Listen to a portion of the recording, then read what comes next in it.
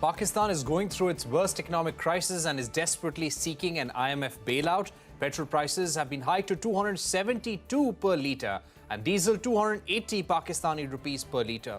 The government has taken these unprecedented measures to appease the IMF and secure a $7 billion extended fund facility. Pakistan has announced a mini budget aimed at reducing the deficit and broadening the government's tax collection net. A senior Moody's Analytics economist has said that Pakistan's inflation could hit 33% in the first half of 2023 before trending lower, and an IMF package alone may not be enough to put the country's economy on track. Prices of essential items like wheat, milk and poultry are at high levels, putting pressure on the average Pakistani citizen.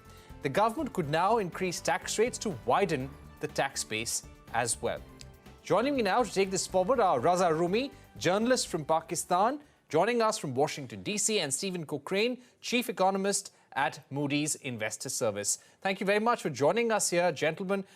Stephen, if I can begin with you, give us a sense of where Pakistan is heading. Do you think there are worse days ahead?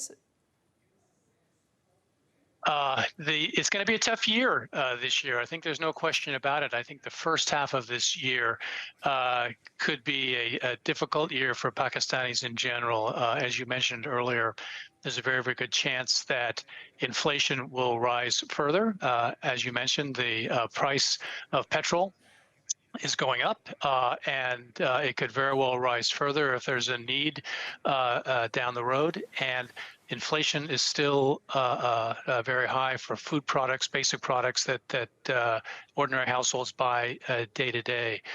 So there's a good chance that the inflation rate could rise to something over 30% in the first half of the year. I think the second half of the year will look better, that indeed if there is very stable monetary policy and continued austerity on the fiscal side of policy making, then we might see inflation begin to come in the second half of the year, so that when the entire year comes in, it might actually look better than last year. It might be in the low 20s. But that'll be towards the end of the year rather than in the near term. Right. Raza Rumi, coming to you, give us a sense of how the life of an ordinary Pakistani citizen has been impacted the last few days. We're seeing petrol and diesel prices at record levels. Prices of milk, prices of chicken, prices of wheat are all at very high levels. How is this making day-to-day life difficult? I think for an average Pakistani, especially from the low-income group or the fixed-income group, the life has been tough for the past many months. I mean, in recent days and weeks, to meet some of the IMF conditions, further price hikes have actually been announced. So, for example, the prices of energy, you mentioned petrol and diesel, which is vital for the economy and for everyday transportation of goods and services and of people as well. But, the rates of natural gas have gone up by 113%.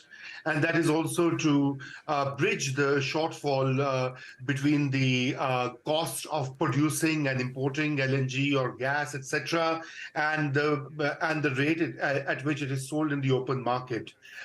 Pakistan's biggest sort of bleeding source of revenue consumption or the expenditure is the circular debt, which is related to energy, keeping the power sector functional in the country. So the government actually buys electricity at a much expensive rate and passes it on to the consumer at a lower rate and subsidizes it. And the IMF has been asking the government to bridge that gap and rationalize these prices going forward. So I think that these prices are going to further escalate inflation. I think 30% or whatever is a conservative estimate, because I was just reading today that the new figures are 38%.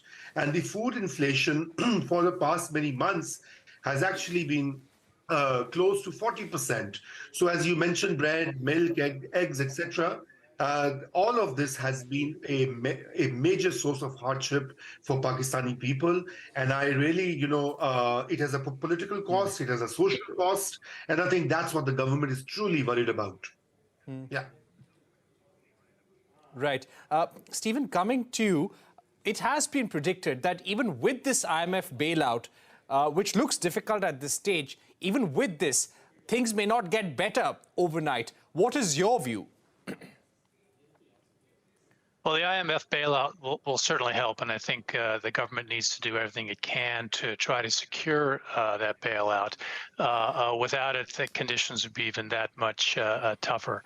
But even with the bailout, I mean, there's still going to be a need to, most importantly, keep an eye on inflation and do whatever can be done to get inflation back under control. Now, it's not going to be easy because in the near term, as we mentioned, there are going to be tax hikes or price hikes or subsidy reductions on a number of products. But all of that will lead to better inflation going forward second half of the year and into 2024. So I think no matter whether the bailout is achieved or not, it's just going to be a very, very difficult year for Pakistan. I think a few things that the government can do to try to ease these conditions. One is simply to work very, very hard to find more foreign aid to pay for the flood damage repair that's absolutely necessary from the floods last year. I think that'll go a long way towards also helping economic growth to steady as infrastructure construction would help, and that would create jobs and income for Pakistanis as well.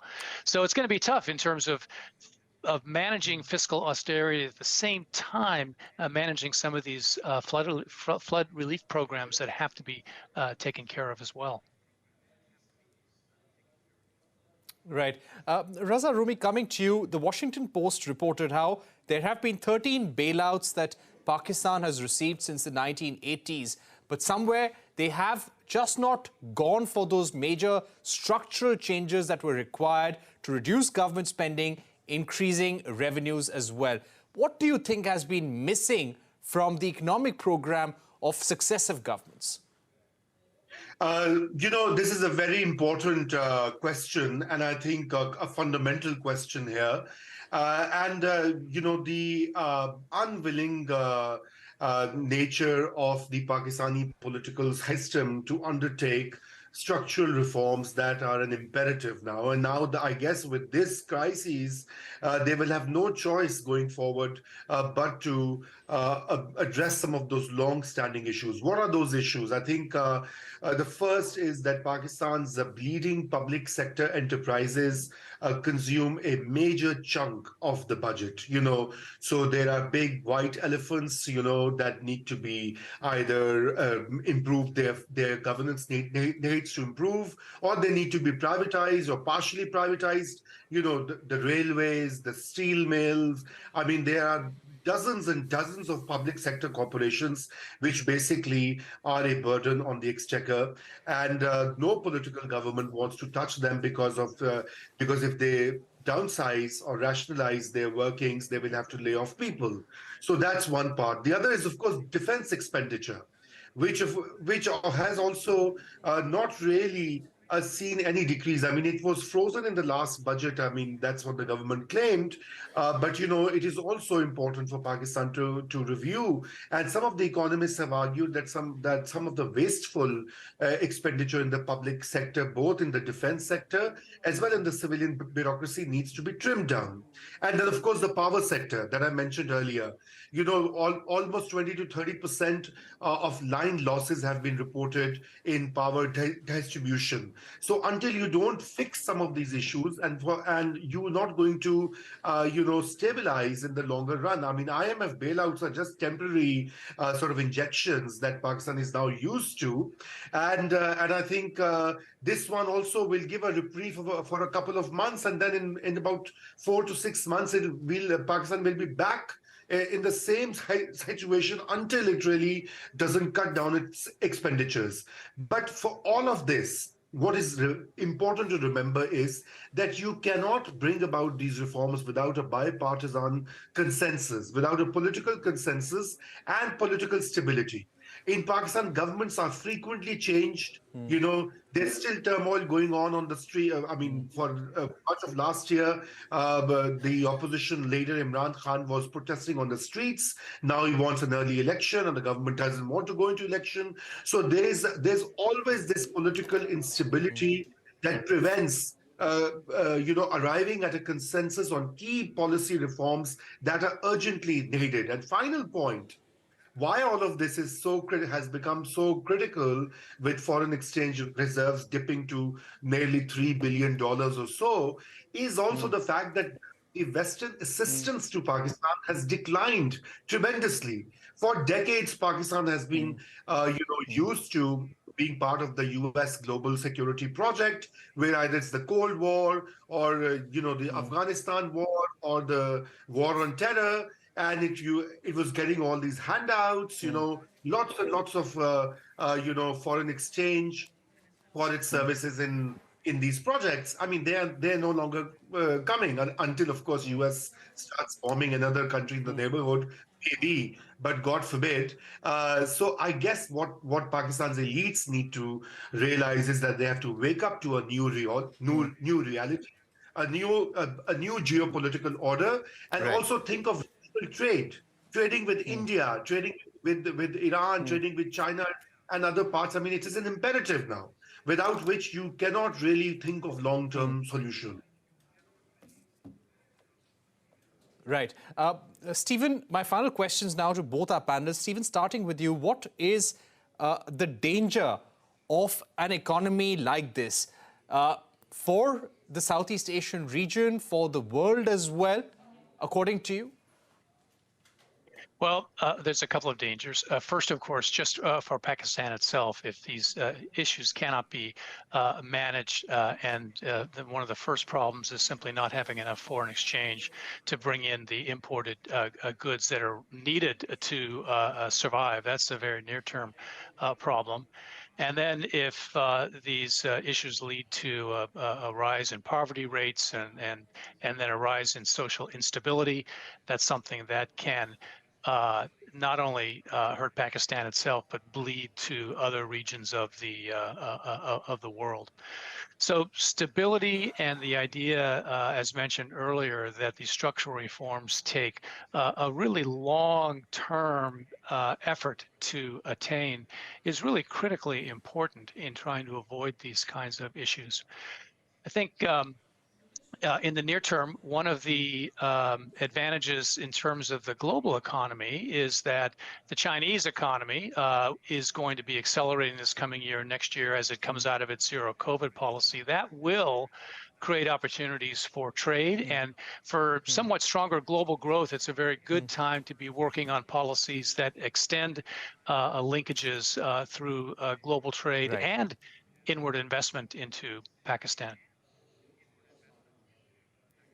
All right, we've run out of time, but Stephen Cochrane, Raza Rumi, thank you very much for joining us for that insightful discussion on the state of the Pakistani economy right now. Of course, what's happening in India's neighborhood is extremely important, and India, of course, is looking at the situation in Pakistan very, very closely and carefully as well. Raza Rumi, Stephen Cochrane, thank you very much for joining us. We take a break here, but when we return, we'll turn our focus to China, from the spy balloon row to the US Senate's resolution on Arunachal Pradesh. That and much more with Brahma Chalane when we're back.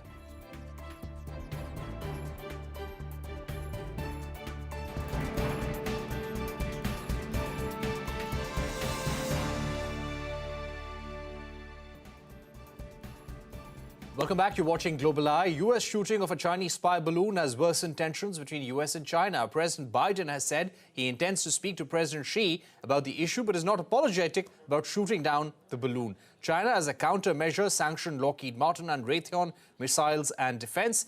In the meanwhile, a bipartisan resolution has been moved in the U.S. Senate stating that Arunachal Pradesh is a part of India. This comes at a time when India and China continue to be locked in a boundary dispute. India has also this week made some key announcements to ramp up boundary infrastructure.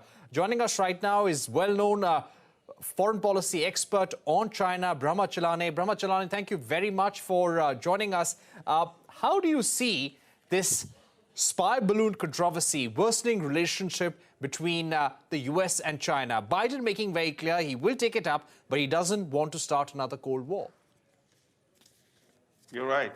The flight of a Chinese spy balloon across the US for 4 days before it was shot down has put into stark relief the fact that a rising China, not a declining Russia, poses the biggest threat to America.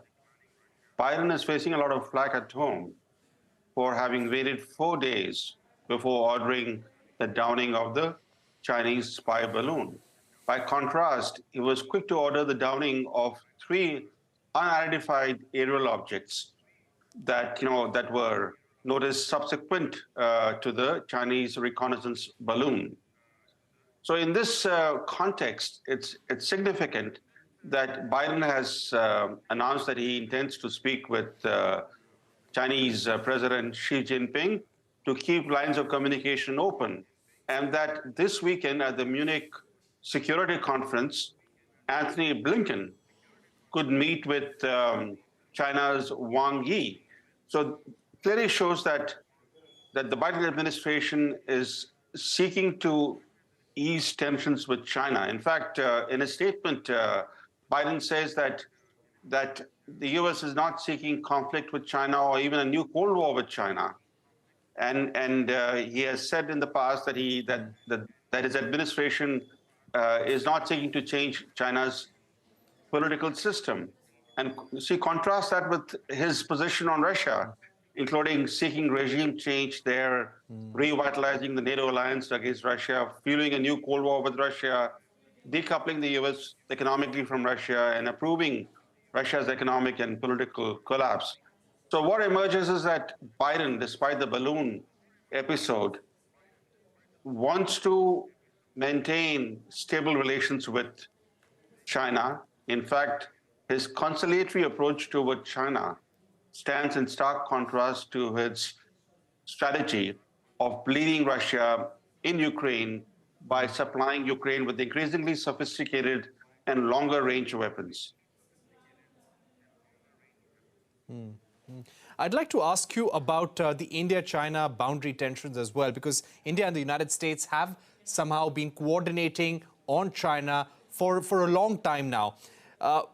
Just this week, Mr. Chalane, there were 3 key announcements made by the Union Cabinet, all aimed at China in one sense. One, raising of 7 new ITBP battalions, the Vibrant Villages scheme for 45,000 crores for developing infrastructure in border villages, approval for the construction of the Shinkula tunnel between Himachal Pradesh and Ladakh for all-weather connectivity. What do you think about the timing, the significance of these measures? These measures are a response to the fact that China is engaged in a frenzied buildup of military capability along the India frontier.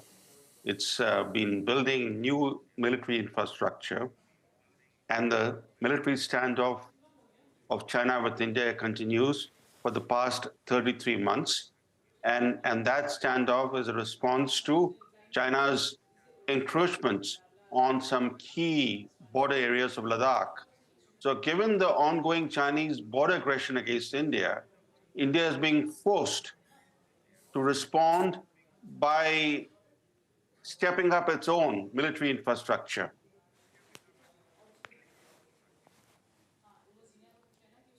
Right. Those are important words from you, Mr. Chalane. But now coming to the point of China and United States once again. China has gone in for countermeasures. How do you think China is going to react further in the days to come, especially to the downing of the spy balloon? See, China engages in activities that are hostile or provocative, and then tries to present itself as the victim. This has always been the case with China. It commits aggression against India and then paints India as the aggressor. So similarly, in the reconnaissance balloon episode, the fact that this balloon went thousands of kilometers beyond its stated course as claimed by China. Yet China was not, was not apologetic about the fact that this balloon went over continental U.S. for 4 days and tried to paint the U.S. as having acted unlawfully by shooting down that reconnaissance balloon. But this is all showmanship. The fact is that whatever countermeasures China has taken or intends to take are just symbolic in nature, because clearly China was in the wrong. It was spying on American sensitive facilities, and the Americans downed that balloon, but it took them 4 days to down it. Right. My final question, Mr. Chalane, and this is about the resolution that has been moved with bipartisan consensus in the U.S. Senate, stating that Arunachal Pradesh is a part of China. How do you see the support within U.S. politics when it comes to India's stand on the boundary dispute or India's stand vis-a-vis China?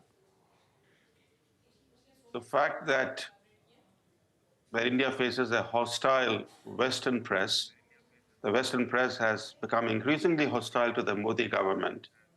And there is an ongoing campaign to paint Prime Minister Modi as an autocrat or a would-be autocrat.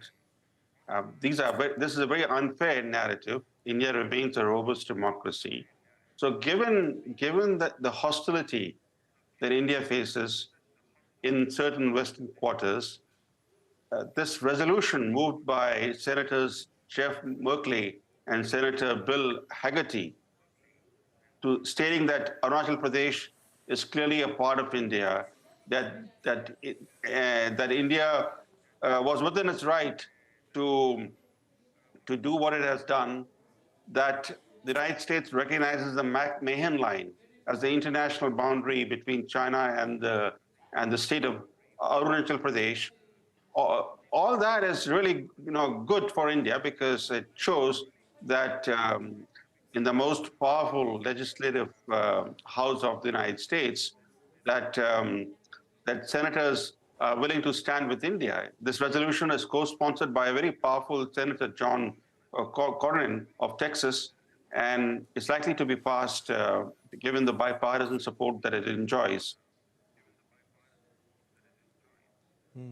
Right. But thank you very much for joining us, Mr. Chalane, putting into context the current tensions between India and China, and also US and China, and how India and US would be coordinating in the days to come. Thanks once again for being with us. With that, it's a wrap on this edition of Global Eye. Thank you for watching. Goodbye.